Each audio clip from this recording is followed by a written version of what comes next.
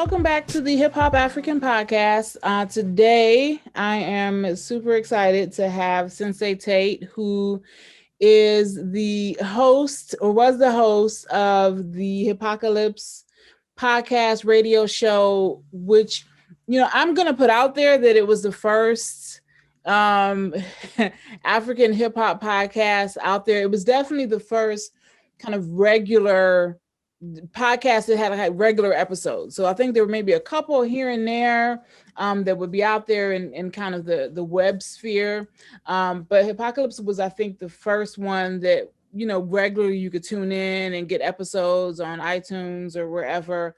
And it was the first place I heard some of the artists that I would later kind of become fans of, people like Kanan and Bliss the Ambassador, Manifest, Godessa, just so many people that I first heard there in really the early 2000s, like 2006. We talked about that kind of 2006, 2009. And so I, had been looking for you and found you, and so really kind of wanted to interview you and get some more information really on that podcast. I really think it was historic, and I think it's one of those, you know one of those shows that when you kind of look back and when we kind of look at the history of hip hop across the continent and kind of who was documenting history, that history and what was happening, I do think in retrospect, your show is going to be kind of one of those shows that will capture a time that no one else was really capturing, and will kind of be this kind of record of what was going on. And I do think you captured voices that would become, very well known. And I mean, of course, we see what some of these artists are doing now. And so I definitely was really excited when I finally was able to track you down. I felt a bit stalkerish, but I was really excited when I was able to track you down and kind of, get in touch with you. Thank you for agreeing to sit down and do the interview. Yeah, thank you for having me, Sia. It's you know, a pleasure and a blessing to be here with you. So from what I understand, the show started while you were a student studying in South Africa. So you're originally from Zimbabwe, but you were studying at Rose University in South Africa. And the radio show started in June 1999. So what was it that made you all start the radio show, and why was it? Because I mean, 99, um Joburg was the hip hop scene, but I mean, what was, because from what I understand, I don't know what was going on in Joburg in 1999, but Kwaito was also competing, I'm assuming, for popularity. So what made you all start a hip hop radio show in Joburg in the 90s? All right, let me just correct you. We started it on a campus radio station, but it wasn't in Joburg. It was in a little town Okay. called Grahamstown at the time. I think it's called Lini now. And it's a little town with maybe a population of 20,000 people, 4,500 of those people being students. So it's a little school called Rose University.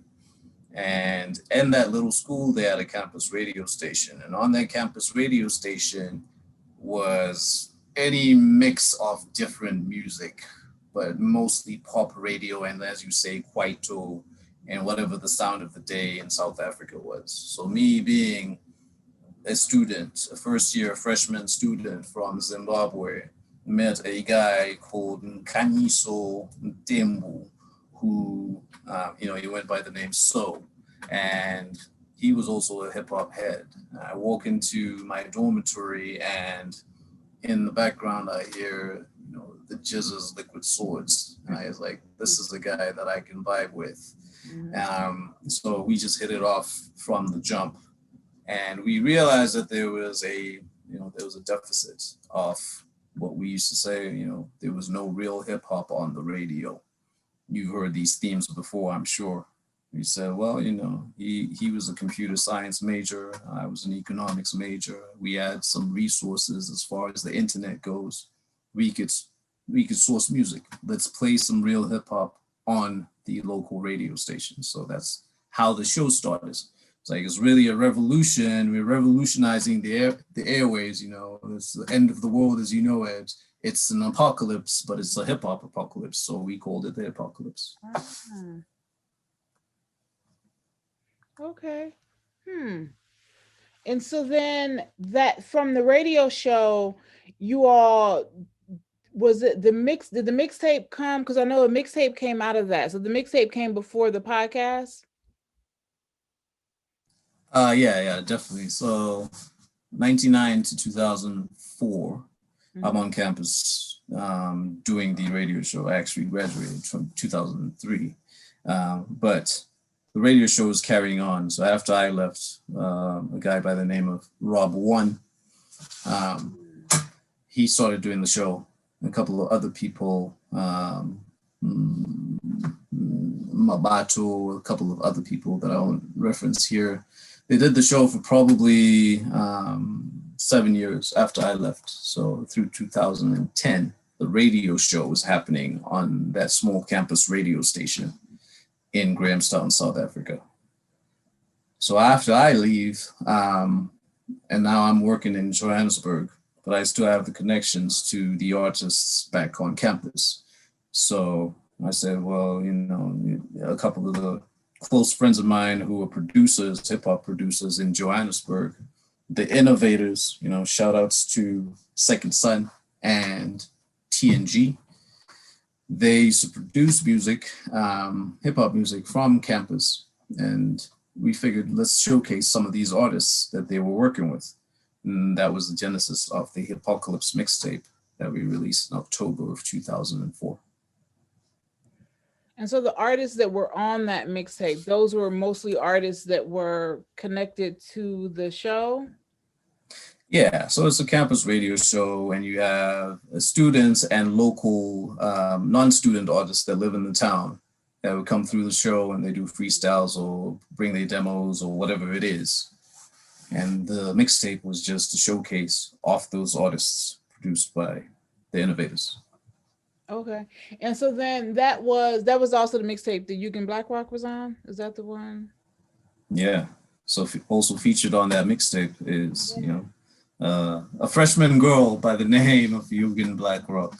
Wow. I think she wasn't Yugen back then yet. I think she was just Blackrock. Okay. So where is that mixtape now? Did you all, is it like out there or is it just kind of one of those things that's it's underground, yeah. It's it is not available on any streaming platforms. You could probably find a link for it somewhere to download it. Okay. Yeah. Okay. But if you hit me up, I could probably find a way to distribute it to people if they're interested in hearing a young Blackrock. Yeah. No, yeah. Of course. So then how did the jump go to the podcast? Like, how did you all decide? Because this was, you know, again, or because the podcast was 2006 is when you all started the podcast. So this is fairly early. Yeah. So it's early in the digital, you know, podcast, on-demand radio. Mm-hmm. It was actually Rob's idea. Rob was also, he was the host of the Apocalypse afterwards. So he had left campus as well now, but he still had this passion for delivering this hip hop content. And, you know, he said, well, you know, what if we did podcasts? And I was kind of a little bit skeptical. Like, nobody's going to listen to a podcast. What's a podcast? Who's going to download radio and listen to it after the fact? Nah, man, we can listen to radio in the car. Yeah, he was pretty persistent. He convinced me. It's like, yeah, man, I'm starting a podcast. You should do one too. So I figured, okay, I'll give it a shot. You know, I still have the passion. I still have a connection to the local artists. I think there's still definitely a niche for presenting African hip hop. There's nowhere else where you can reliably find African hip hop that's not, you know, kind of compromised with, you know, whatever it is, high life or Afrobeat or urban grooves or Kwaito, whatever it is. Mm-hmm. You know, you know, the whole essence of the Apocalypse was that it was about the real hip hop. the lyricists, people that had something to speak about. It wasn't just a gimmick. So carrying on that theme in the podcast is African hip hop, but it's the real hip hop. And there's a niche there. And so that's what I focused on, bite-sized episodes, maybe 30 minutes, just playing African hip hop, showcasing the lyricists. And so then getting to the episodes, so I know that some of them, and I'll also kind of have a link to this, some of them are on Podomatic. You can see several of them, and just kind of looking at the ones that folks will be able to find on Podomatic. There, you've got the Zimbabwe Independence Edition, you've got the, Aluta Continua, the Struggle Continues Edition, you have the Women Are Building Edition, and each of these you also have, there. So I'm trying to remember. I do remember trying to like catch the names of these artists and trying to look them up, but you also have the notes, the show notes here where you're able to see who these artists are. But what came into the decision in terms of deciding what theme was going to be for a specific show?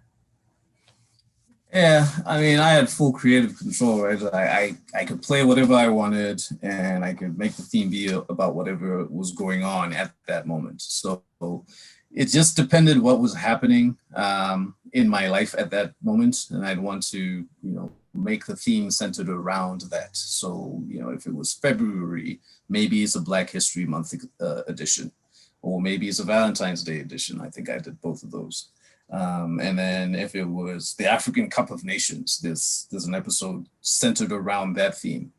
And other things that are important to me, women empowerment. There's one around women building that I co-hosted with Naturel, who also had a podcast.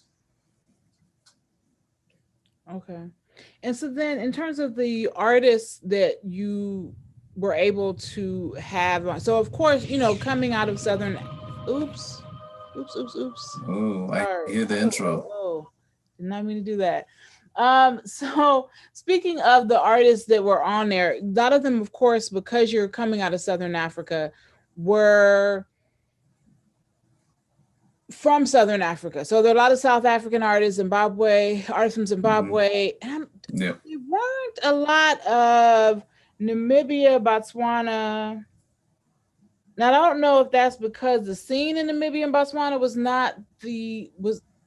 like, I don't, because I want to buy from Botswana and Namibia coming for me, but like, so I'm not quite sure, but how did you get in touch with folks? Like, how did you have an ear to the ground to kind of find out what was happening in these other places? Or did people just kind of find out what was going on and just send you their stuff? Yeah, so it's a number of things. So number one, I went to college in South Africa, so and I'm plugged into kind of the networks over there through my connections that I made in college. So that's how, and then I went and I worked in Johannesburg, became friends with some folks that were on the radio in Johannesburg. Lee Kasumba, you may have heard that name. Yeah, I know her. Yeah, she's So, so plugged into that scene when I started working in Johannesburg in 2004. Of course, I'm a Zimbabwe native, so artists from back home, very near and dear to me. So I'm also plugged into that scene through, some of the folks that are on the ground, Outspoken, Munetsi, Metaphysics, Charisma, a bunch of people, Zimbabwean artists that have been doing it for a long time. You asked specifically about other non-Southern African hip hop. And you'll see there's definitely a Southern African hip hop bias in the content there. And that's just because those are the communities that I was plugged into because of who I am and my history. Also, I should mention though it was 2006, there was a message board, back in the day before Twitter, before, Facebook even, there were message boards, right? And there was this message board called africasgateway.com. And it was run by a guy called Milk Daddy. Shane, and it was it was the beginning of a African hip hop Twitter, if you will. So anybody who was involved in African hip hop in 2006 in Southern Africa would have known about that message board. So that is also a way that I stayed connected with the Southern African hip hop community through Africa's Gateway message boards. So people would post their stuff on there, and some of that stuff will find its way onto the podcast. Okay. Okay. Because I know that I'm just kind of looking over some of these artists, and like I'm just looking at some of the names on here, and like I just remember looking at the women's episode, you had Isis on here, and I remember being like loving the in lyrics and looking her up and not realizing until after I looked her up, her body of music is not mostly is most of it is not hip hop, but she's got a couple of songs that are hip hop, and I was just like, oh, and I was like, well, I wish she was doing more, hip hop. But this is a Nigerian artist that is based, well, at that time was based in Canada, so very far away from Southern Africa. And of course you had Nazizi on here, who, I mean that one, of course, because it's Nazizi. But yeah, there were artists on here that were definitely yeah, that, like I said, I mean, it's something that I feel like I said, we're gonna have the link to the Podomatic page on here so that people are able to see. I mean, Mode 9, who of course is a legend. I think this was probably my first time really kind of hearing his music, was on here. Like Mensa. Ah, yes, Ajuma. Yes, this is the first time I heard Ajuma. Oh my gosh. Yes, What a Mensa classic. song, and Abbas, A Million Rhymes. I'm so sorry. Okay, so just like that. Yeah. As I'm pulling it up, I'm just kind of remembering One You're Love. taking us down memory lane for sure. Yeah, there's definitely Yes. some classic material on there. Yeah.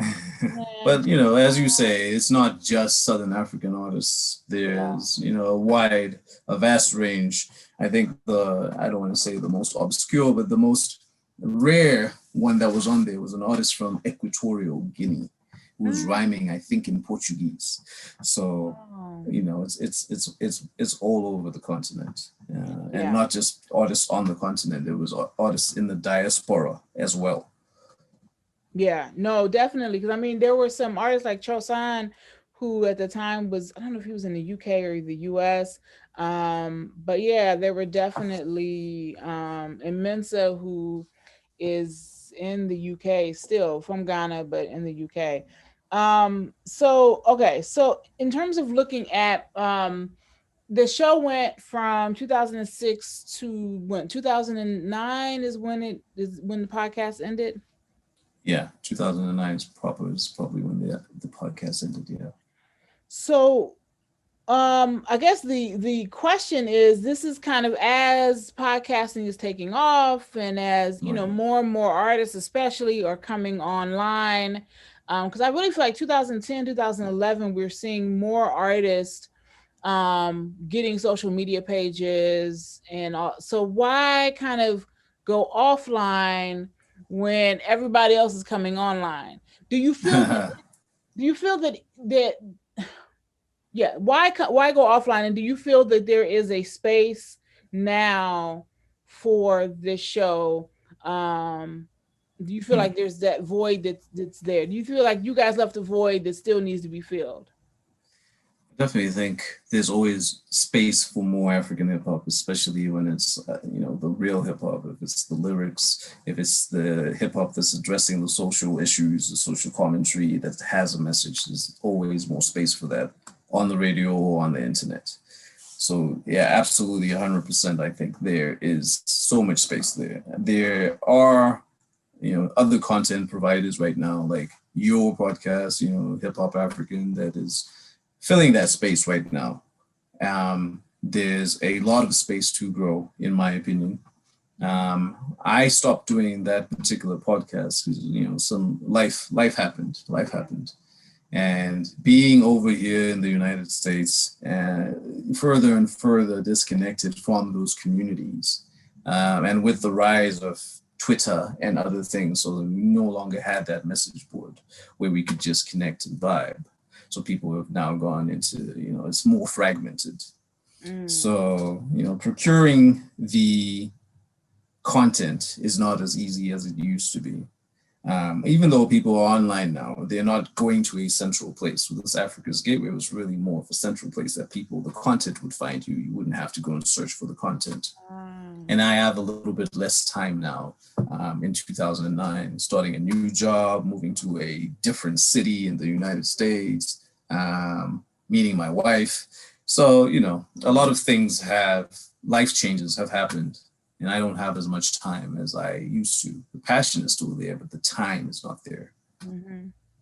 But I think, you know, one of the things when I asked in terms of the void is because I feel like with our podcast is very much you know, interview, we're kind of like focusing on talking about issues. So it's more like, I don't want to say talk radio, but it's more, you know, we're having conversations, but you may hear a little bit of a song. But I think one of the things that was so significant about your show was, again, you guys introduce people to artists that they, you know, may not, I mean, you definitely weren't going to hear them on the radio. Like there was no way in the world, there was no radio station at that time where you could turn it on and hear all of those artists played. Nowhere. On the continent, in Europe and the US, there was just nowhere. And so that was something that was definitely unique. And so I think that just kind of in terms of turning it on and just kind of like, you know, jamming to some music and kind of, you know, so I think Yeah. whereas, you know, this is kind of a conversation, and I've seen, you know, I have seen, and I don't, you know, doing a podcast is not easy. So I'm not gonna, you know, I don't want to kind of criticize anyone who's out there trying, because I know it's not easy. It's a lot of work. I have seen kind of these, you know, I've seen folks kind of come and go, and kind of they'll do something and then 6 months will pass and maybe something else will come out. They'll do another episode. And then I think some folks will try to kind of like take the model of like the Hot 97s or something and like replicate that. And it's just kind of like, but it's, you know, and so there's this kind of commercial element to it. There's this really kind of heavy, we're gonna Yeah. try to be, you know, Flex, or we're gonna try to be Ebro, or whoever rather than this is for the culture. And I think that your show Yeah. is definitely directed to the culture. And so I think that I think there's a void. I mean, I think there's a void. Yeah. Um, and I every once in a while I'll go on to the podcast thing, the podcast app, and I'll search for hip hop in Africa, just see what's out there, just see if anybody's kind of started something up, and you know, usually no. So Yeah. You know, a couple of comments. There are, you know, there are things out there. You just need to know which pocket to search in. You know, the curated Spotify playlists of African hip hop is probably the closest thing that you could mm, get to what I was trying to do with the podcast. I was okay. doing a little bit of mixing in there as well, and a little bit of commentary. So it was more of a hosted experience than just a Mhm. playlist on Spotify. But they are out there, and I've seen more and more of them. The challenge with African hip hop, or you know, streaming in general in Africa, is that people don't necessarily have the same kind of internet connectivity. So Mm, music is not streamed as much in Africa. Not you know, I'm not telling you anything you don't know there. mhm. So the adaptation of these streaming platforms is not as big in Africa, and thus, you know, the music doesn't become as worldwide as some of the other countries, right? You know, Korea, K-pop is huge because, you know, people have streaming apps, and um, just access to the internet. So it's always going to be a challenge for Africa in general. But people are getting more connected. If you're in Africa, broadband is very much a utility now, but other countries not so much. Yeah. No, that's true. That's true. All right. So then in terms of like I guess what the experience that you had, what were, I guess, some of the experiences that you had, or some of the best experiences, like some of the, when you think back on the show, what were some of the best experiences or some of the things that you liked best about doing the show? Yeah, I really enjoy the creative freedom of it. So it wasn't trying to be bigger than what it was. It Mm-hmm. was simply a guy, a hip hop head that was playing music that he appreciated and sharing with the rest of the world, whoever could find it. Wasn't trying to commercialize it, wasn't trying to make money off it, just showcasing the music that I liked. So it would be like if you came into my basement where I am right now and we were jamming out to some music, you'd be like, check this out. And that was the flavor of the show. Just sharing good music with friends. So I enjoyed that. The curation and the mixing and discovering artists myself was great. I spent many hours on, back then 2006. It was MySpace. You go on the beyond Bliss there, the ambassador's website on his MySpace, seeing if he's uploaded some new music. So that was great in getting to know people, getting to know these artists and coming with them on their early in their journey before, I don't want to say they compromised, but they sounded evolved into whatever it is it was going to be. So it was like very much, very raw and very pure. So that was the most enjoyable aspect of that, listening to these artists' early works and showcasing that. Okay. And so then I guess the other question is what was the most difficult part, or what part do you not miss? About doing the show, what do I not miss? Working with very bad equipment, you'll hear it in the sound if you ever hear the shows and stream the shows. Not the best equipment, not the best mics, not the best computer. You could probably even hear my computer whizzing in the back as I'm talking on the mic between songs. Mhm. So having bad equipment back then made it a little bit challenging, and it would take anything from 6 to 8 hours to put on a 30-minute show. Maybe I was trying to do too much with the mixing, but with limited equipment and what software do I use to mix these things together, and how do I level it out so that it can at least be audible. People won't be turned away about the quality of it. So I didn't enjoy the limitations of the equipment that we had back in 2006. Now, were you a DJ yourself? Were you in like a artist or a DJ or? Mm. No, no. So I would never label myself a DJ. I tried my hand at rapping back in the late 90s in Harare. I think any kid who was a hip hop head would have tried their hand at rapping. So I tried that. You know, um, my respect for hip hop made it so that I could never rap as well as I wanted to sound, if that Mm. makes sense. Hmm. No, I So, no. I'm a big Nas fan. I could never rap like Nas. I could Mm-hmm. never rap like Subs, Mm. Jogan Black Rock, all these artists that I'm a fan of. So I stopped rapping. And you ask if I'm a DJ. I in college I played a few shows, but I wouldn't call myself a DJ for similar reasons. I have such a respect for the craft. There are grandmasters out there like Reddy D, big fan of Reddy D. And, every time he'd come to campus to try and see all the tips, but could never emulate on that level. So I'd never call myself a DJ unless I could be Reddy D. Yeah. So, yeah, I've tried my hand at everything: DJing, breakdancing, rapping, but I just am who I am, and I think there's a place in hip hop for everybody. If you have the passion, there's a place in hip hop for podcast hosts who don't rap, and I think that allowed me to keep that pure. I stay in my lane and do what you're good at.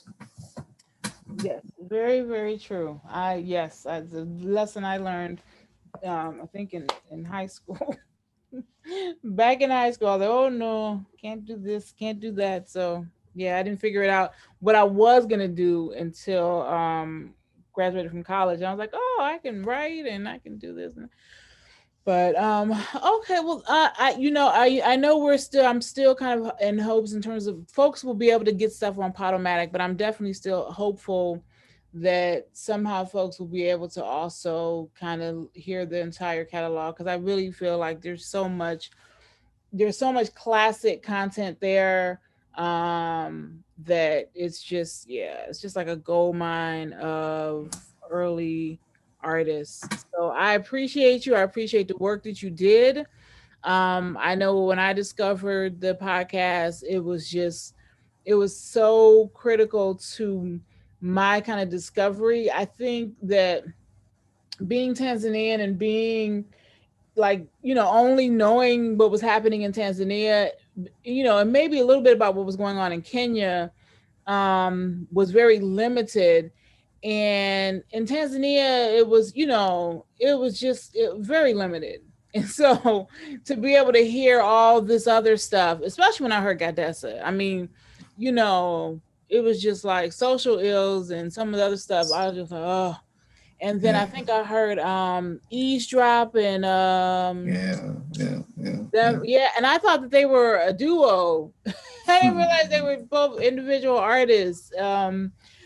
And then started following them individually, and then I became actually connected with Brady D and Prophets of the City and Emil and all of these individuals, and eventually with One Love and Mensa.